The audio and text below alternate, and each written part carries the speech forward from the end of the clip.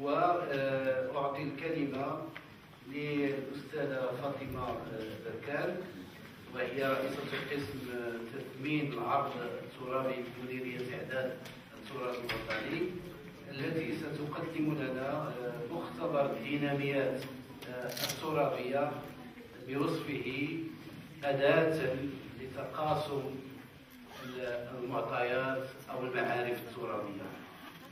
فلك الكلمة وشكرا.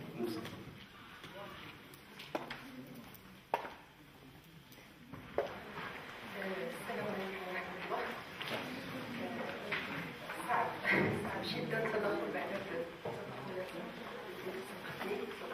خصوصا باللغة العربية. صراحة عندما تم استدعاء مدير التراث الوطني للمشاركة في هذا اليوم الدراسي، كان هناك حيرة كبيرة في أي موضوع وأي ملف نقدمه. وجدنا نفسنا نعمل في خضم التنمية وكذلك النجمة الترابية، كل المشاريع وكل الأعمال التي نقوم بها. أتمنى أن يكون هناك فرصة أخرى من أجل إبداء بعض المشاريع الأخرى. تكلم مع السي الشال على مشروع مهم هو التنمية المجالية ولكن الرقمية، التهيئة الرقمية. هنا قمنا بمشروع جد مهم في هذا الموضوع. للأسف ليست هناك الفرصة التي أقدمها اليوم. أقدم اليوم أعتبر سيكون التقديم باللغة الفرنسية، لأن هناك مسائل تقنية صعب ترجمتها.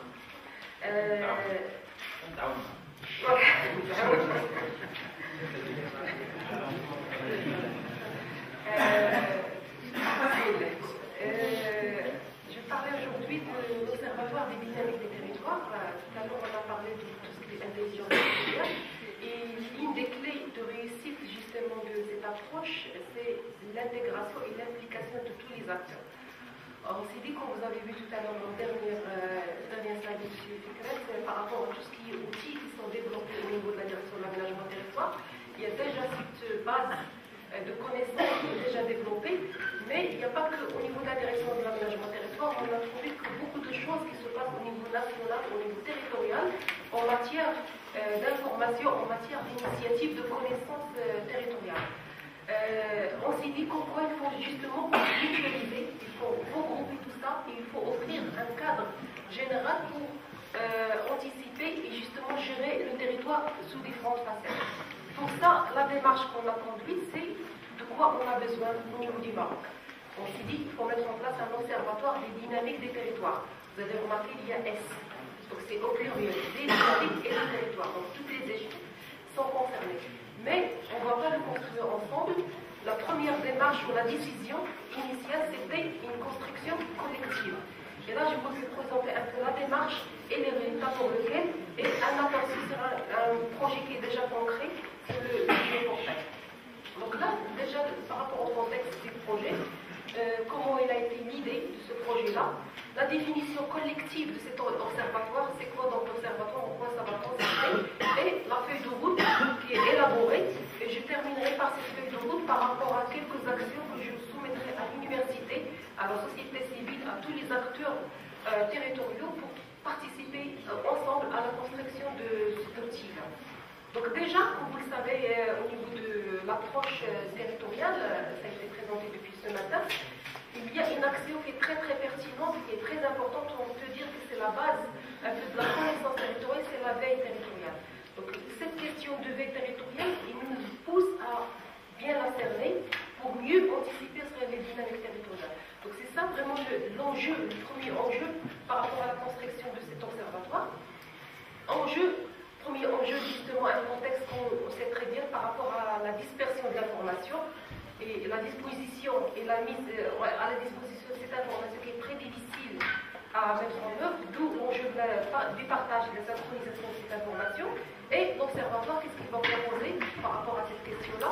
C'est de mutualiser les connaissances, uniformiser les visions et les diagnostics.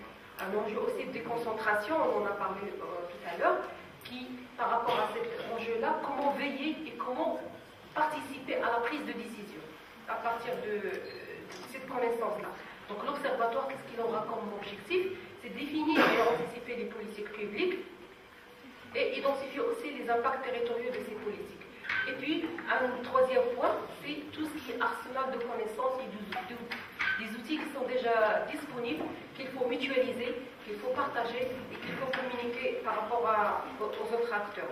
D'où la nécessité de mise en place d'une structure qu'on veut mettre en place par rapport à cette réponse-là, une structure qui doit être absolument une structure autonome. Parce qu'on a remarqué qu'il y a une multitude d'intervenants, mais aussi il n'y a pas d'institution qui prend en charge justement cette initiative et ce projet de dynamique des territoires. Et bien sûr, le portage politique est une constante, une nécessité par rapport à ça. Le projet s'est déroulé en 4 phases. Bien sûr, il y a une phase de définition, mais surtout la deuxième phase, c'est la phase de définition du projet de l'Observatoire. Et c'est au niveau de cette phase-là, il y avait un grand travail de partage, de concertation, mais surtout des entretiens avec beaucoup d'acteurs au niveau national et au niveau régional pour définir ensemble quelles sont les attentes de ce nouveau dispositif, mais quelles seront les thématiques qu'il va traiter, quelles sont les échelles et surtout les produits qu'il va produire. Actuellement, pour l'instant, on est à la dernière phase, c'est la phase de réalisation d'un projet pilote qui va concrétiser un peu une idée sur une thématique précise. Et entre-temps, on a élaboré une feuille de route que je vais vous présenter juste après. Le travail, donc, il est organisé avec, comme tout projet, donc il y a un comité de pilotage qui regroupe beaucoup de partenaires institutionnels, mais aussi un groupe de travail élargi qui constitue un peu le noyau dur de concertation et de connaissance de la thématique, et un groupe de travail interne au niveau ministère, avec une équipe interne, ce qu'on appelle les faiseurs de l'observatoire au niveau de la direction de l'aménagement territoire. Le travail a été accompagné par un bureau d'études marocain. La définition justement de la démarche, comment on a fait, d'abord il y avait un travail de benchmark, qu'est-ce qu'il y a au niveau international et national, une connaissance au niveau national de tout ce qui se passe en matière de système d'information, en matière de système d'observation. Et là, je vous avoue qu'on a maintenant un document de référence, c'est le rapport 2 de l'Observatoire qui donne un état des lieux de tout ce qui se passe au niveau marocain, mais aussi à l'aperçu au niveau international et des expériences et des pratiques qui peuvent aider à mieux concrétiser le projet. Il y avait une série d'entretiens au nombre de 14 avec des départements clés par rapport à ça. Un questionnaire de 52 questionnaires qu'on a envoyé, qu'on a déployé. L'idée justement de connaître un état des lieux, mais surtout deux choses importantes. C'est quelles sont les attentes par rapport à ce nouveau dispositif. On ne va pas créer un observatoire de plus à la scène qui existe déjà. Il ne faut pas qu'il y ait un chevauchement. Il ne faut pas qu'il y ait des problèmes d'attribution entre d'autres observatoires qui existent déjà, mais une réponse à une attente des structures qui existent. Et d'un autre côté, il y avait une demande aussi qu'il y ait un travail collaboratif, qu'il y ait une participation à la concrétisation d'observatoires. Donc, quelles sont les attentes, mais aussi quelles sont les prédispositions à travailler par rapport à ça. Donc, c'est ça donc les guides qui ont anticipé un peu la mise en place de l'observatoire. Et bien sûr, il y avait des moments de partage, notamment avec beaucoup de groupes de travail qu'on a menés, mais aussi les réunions du comité de pilotage par rapport à la construction. Donc les attentes, en gros, elles se rejoignent, elles seront mieux collectées et plus collectées. Ça, c'est une constante qui est émergée de ces concertations. Mieux exploiter les données, élargir les droits de diffusion à la donnée, et je vais vous présenter un projet de démocratisation de l'information, que tout le monde ait accès à l'information, mais aussi tout le monde ait la possibilité de faire sa propre carte. Donc c'est un outil qu'on vient juste de développer au niveau de l'aménagement de territoire, mais aussi assurer un suivi des données dans le temps et constituer un référentiel, et ça, on a parlé tout à l'heure de l'infrastructure de la connaissance, mais aussi de l'infrastructure des systèmes d'information. Ça, c'est aussi un projet qui est inclus. Les leçons qui sont tirées à partir justement de cette expérience de benchmark, il faut s'orienter vers la plus grande autonomie de l'observatoire pour qu'il y ait un œil, un regard un peu sur les politiques qui s'exercent au niveau du Maroc. Il faut procéder à la contractualisation, prévoir les moyens nécessaires, rendre public les produits, donc l'observatoire, mais aussi il y a des pièges qu'il faut éviter, c'est qu'il ne faut pas qu'ils donc vraiment un entrepôt de données, tout rassemblé, donc ce n'est pas l'objet. Il ne faut pas se substituer aux autres observatoires qui existent déjà, mais penser dans un dispositif purement technique, ça c'est une action à éviter.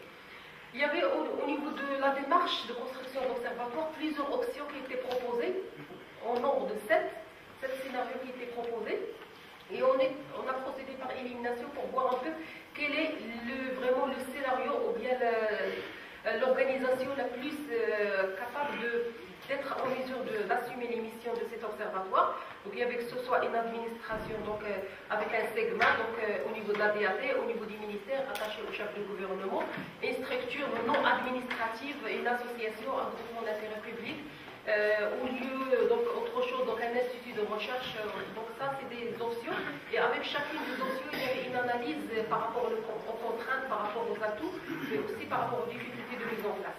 Il y avait un choix que ce soit une entité administrative, surtout au niveau du ministère ou bien au niveau du chef de gouvernement, parce qu'on veut vraiment qu'il y ait beaucoup plus de flexibilité, de liberté, mais aussi d'apport par rapport au gouvernement.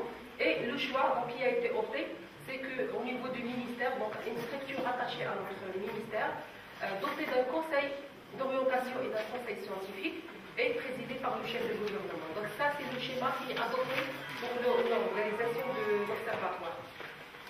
Et juste donc par rapport à ça, donc ces organisations, le positionnement institutionnel de l'observatoire, et les caractéristiques de ce positionnement, parce que comme je l'ai dit, pour chacune des options, il y avait des pour et des contre. Là, ça donne une idée par rapport à comment il va être financé, quels sont les moyens, quels sont les organes qui vont animer cet observatoire, là, et aussi le volet juridique et les pour et les contre de l'observatoire.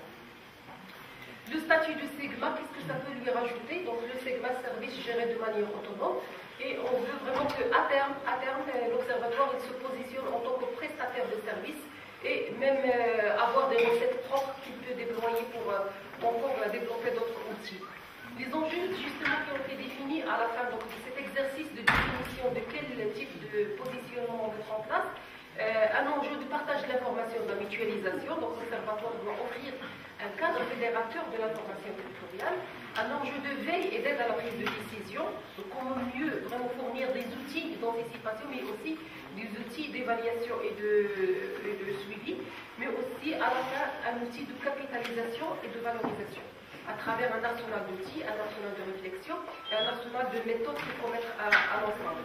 Les objectifs, plusieurs objectifs qui sont déclinés, objectifs de contribution à l'évaluation de la politique publique, objectifs de la prospective territoriale, objectifs d'aide à la prise de décision, d'anticipation et d'accompagnement de la régionalisation avancée, la contribution au droit à l'information, favorisation aussi de tout ce qui est développement de l'information géographique au niveau du Maroc, développement de la recherche et des études sur les territoires, une meilleure coordination des différents acteurs au niveau des territoires.